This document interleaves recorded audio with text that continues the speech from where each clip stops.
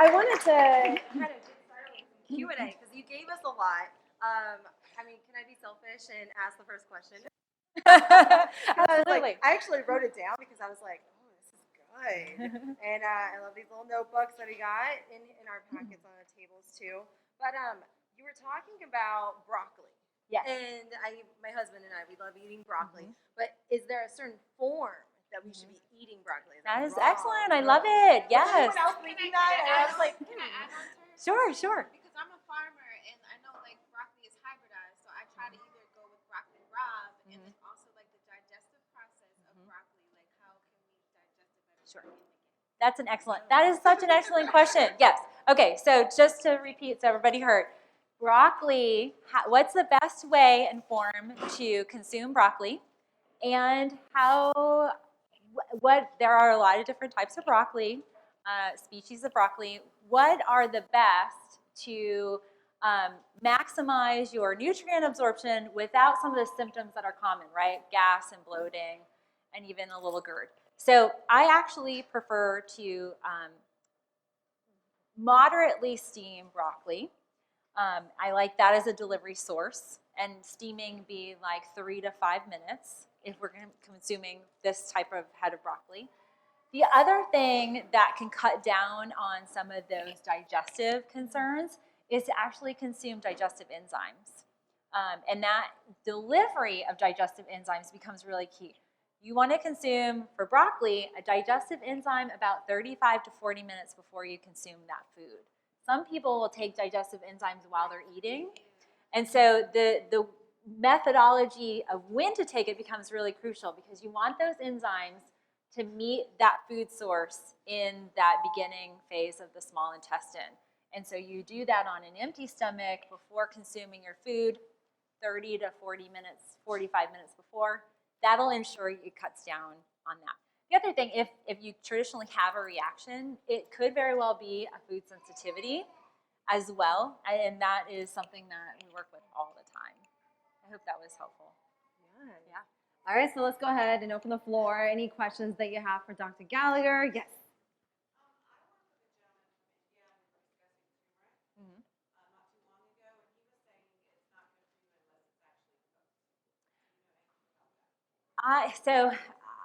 The way I recommend consuming it is in a tea form, and it's actually where you brew it up. So you get the nutrient release by an accelerated heat process.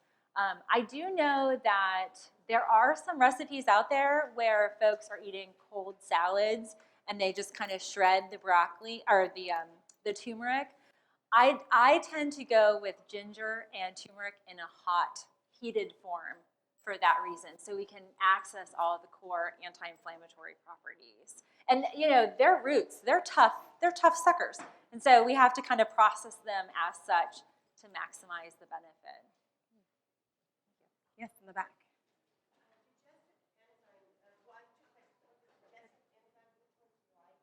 Sure. Okay, so the question is, what digestive enzymes do I like? I actually like the brand Digest Gold. Are you guys familiar with them? They tend to have a very robust, different type of enzymes. We have, different enzymes that help us break down the different types of food groups. Now, the other thing that can sometimes be at play is digestively, going back to the pancreatic health. I will test folks that might be presenting with digestive grief. I might test how well they digest fat. Some of my patients actually don't digest lipase, the element or that's an enzyme, but they don't digest fat well, and that ends up setting up digestive grief. So if you notice certain foods you don't digest well, and there's a link, it's the fat or the carbohydrate or the protein, then you might need a little bit more of a specific tweak to that digestive enzyme. Or if you are consuming a, let's say, a plant-based protein lunch, but at dinner you might go to a steak restaurant with your honey or work or whatever, that's a different type of protein and a protease enzymes that you might need for that food. So I base the enzymes specifically on your particular type of diet, what you're traditionally eating, and sometimes you might need a few more to add in based on what you're consuming. And you had a second question? Yes. Beet Kavas, yeah. Yes, well, this is at Sprouts, but I know Whole Foods contains this, or they sell it. It's called Farmhouse Culture, and it's quite potent in terms of the prebiotic, probiotic delivery. And yeah, I'd equate it to like apple cider vinegar shots. It's got that, it's got a punch. That's why they do it as a shot. So I do like that a lot. But yes, I think Whole Foods for sure, but Sprouts definitely. We have a question over here. Hi. So the whole, another big craze right now is medical media. Mm-hmm. And a lot of clients come to me with his protocols and celery juice and acne and gut stuff. Mm-hmm. Are you in line with some of his things and support that? Or? Okay. Yes. So are you guys familiar with Medical Medium and a lot of the protocols? So I would say it depends. I hate to be kind of wishy-washy, but yeah. So there are some cases like gout for sure benefits from a lot of those different protocols digestively. But what I like to tell, and I'll tell all of you and all of my folks that I chat with on YouTube, your health and your body is individual. And so what one protocol works for somebody and your neighbor, your friends, might not work for you because you are in your own body. It's your own chemistry. And that's where tailored, focused, naturopathic work, that's what I do, is really take each person, your body, your life experiences, your biochemistry, your gut microbiome. I always say I don't disagree with any of these protocols. I think it sometimes is an effort of testing what works or what doesn't for you, and then seeing, because there are probably some elements in that might not work, but there are some that do. To some extent, yeah. Okay. Real quick, talk to us about your YouTube channel. What kind of content can we find on there? Sure. Okay, well, my YouTube channel, last year, I think it was at this time, 6,000 subscribers, and now we're at 73. And I shoot and edit all my videos. I produce videos 3 times a week. So every Sunday, you'll see today's video up. Sunday, Tuesdays, and Fridays, I release videos on my channel. And they're really, my business is called Natural Health Resources.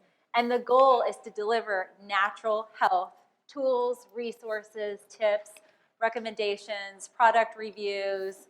And then my Aldi shopping is kind of a hit. It's become this thing that people really like, and I take my toddler on shopping trips with us. Because Aldi didn't exist where we were at in St. Pete and Tampa. It's since moved in, but I'm a huge Aldi fan. So if you're interested in some awesome Aldi finds, go check out my channel today.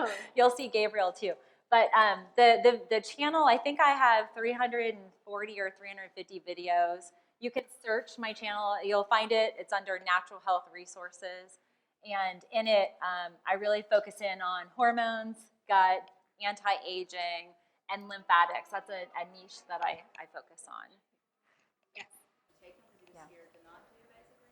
But my question to you is, if you were going to suggest the most efficient way to replenish the good bacteria in the system, what would you tell me? Sure. To tell him? And this is applicable for a lot in terms of this ecosystem. So the question was, what are some of the best probiotics or best routine to really fortify your digestive system? And so one of the things that I start out with are multi-strains. And so this is really key. As the most impactful, food first, obviously. So prebiotics for sure, chicory root, the inulin, and then a lot of the fermented foods. On top of that, it becomes really crucial that we need multi-strains. Basically, bacteria are like different types of people, and we need a crowd like you guys, all different types of people in the gut.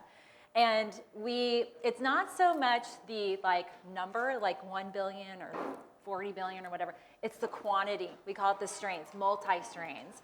So some of the things that a lot of the folks that I will get started on that have really major gut imbalances, I'll start them on a powder probiotic. It's a raw probiotic, and that'll have 34 strains. And then I'll move them. So every month you want to be switching a different probiotic. Taking the same one over and over again does nothing to create a multiculture or ecosystem in your gut. So you want to move on from one brand or different types of strains. And that's why I like kefir. Kefir cultures are different than the yogurt cultures. So that would be what I would recommend, is you want to be in the 30s, high 20s in terms of multi-strains, and just move those around every month. All right, we have time for one more question, and then everyone will be able to kind of chat with Dr. Gallagher afterwards as well during the networking hour. I did see your hand first, so I'm so sorry. I did see it first.